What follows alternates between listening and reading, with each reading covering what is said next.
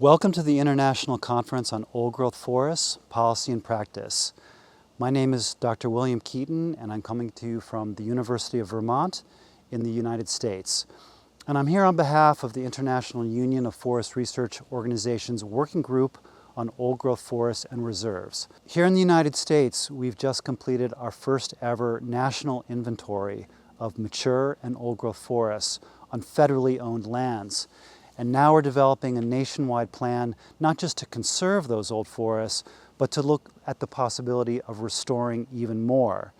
In many ways, this dovetails very important initiatives that have happened in Europe recently, such as the 2030 biodiversity strategy and some of Europe's first ever continental-wide inventories. I'm hoping that at this conference, you'll have the opportunity to think about those inventory efforts and how they might further inform policy in Europe and beyond. This conference is also particularly timely because we face critical issues around how to sustain old forest systems around the world. On the one hand, there are important questions around the role that old forests play in climate mitigation. So for example, we all know that old forests are critically important for carbon storage. They are reservoirs of carbon in the terrestrial biosphere. But there are also a lot of uncertainties about their long-term future, for example, in the face of climate extremes like drought and shifting disturbance regimes. And another major scientific uncertainty remains the resilience capacity that old forests provide.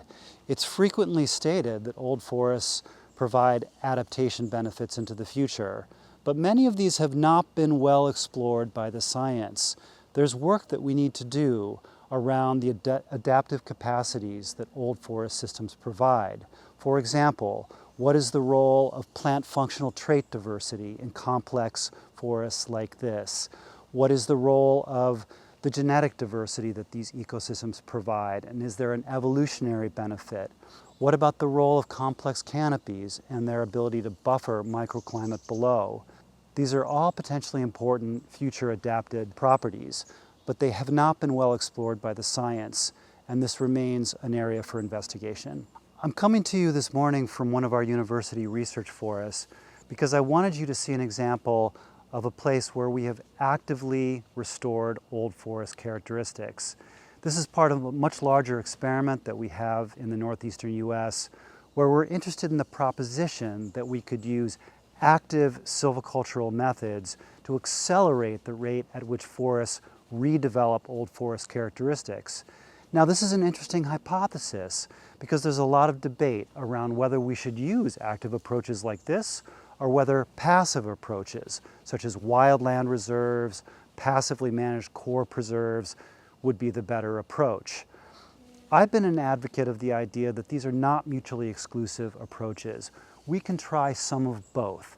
There's a role for passively managed forests and core protected areas as the foundation of a conservation approach for old growth forests. But there may also be a role for active restoration to complement the passive approaches. We can use active silvicultural restoration, such as this example here, to buffer remaining fragments of old forests and to reestablish larger, more contiguous areas of old forest structure. Here at this site, we've tested an experimental approach to old growth restoration that has proven quite successful. You can see examples of tip-up mounds, which are a key structural and habitat feature that we've created silviculturally, canopy gaps, such as the one overhead, and redevelopment of complex forest canopies in these otherwise structurally simple secondary forests. So here we've been able to show that the idea of active old forest restoration works. And I think that there's still tremendous room for investigations like this in Europe. I hope that this will be a topic of conversation at your conference. So I wish you an interesting and productive conference. I wish I could be there in person to join you, but we appreciate this opportunity to introduce the conference. Have a wonderful time.